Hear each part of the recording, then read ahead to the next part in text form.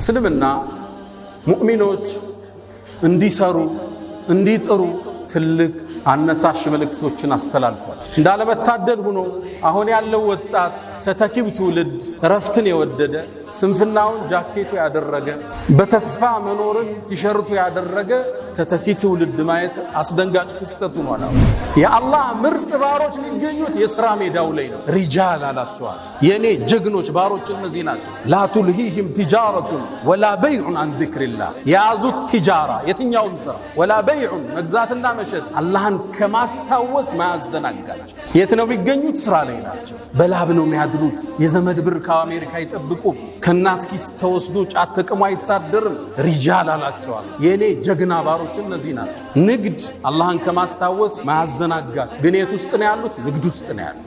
እስልምና ሰርቶ ማደርን ትልቅ ትኩረት ነው የሰጠው። ሐታ ዛሬ ያለንበት ቀን ሳምንታዊ ዒዳችን ነው የውሙል ጁምዓ።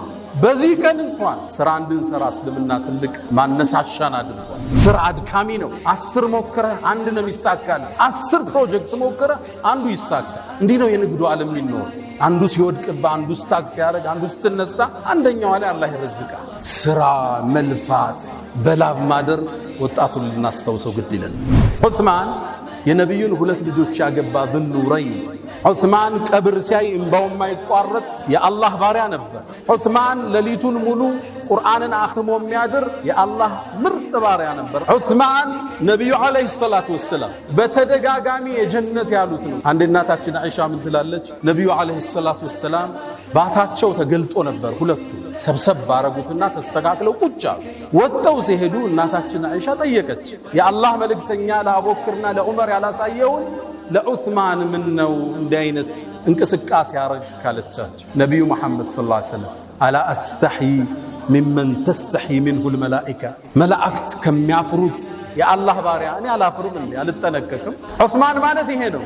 ግን ደግሞ ተወዳዳሪ አሁን ድረስ ያልተደረሰበት ነጋዴ ነበር። የንግድ አቅሙ ትልቅ ነው። በአሁን ዘመን የሰይድና ዑስማንን ሀብት ወደ ዶላር ቀይረውታል። ስንት ትጠብቃለህ? 600 ቢሊዮን ዶላር ነበር የዑስማን ብን አፋን። ዑስማን በቢዝነስ እንደበለጠው ገባው። የሁዳው መጣና አንተ ዑስማን ወይ በቃ ሙሉውን ጠቅልለዋል። 20,000 ድርሃም አውጥቶ ያንን ሙሉ ጉድጓድ ውሃ ገዛና ለሙእሚኑ ወቅፍ አረገው።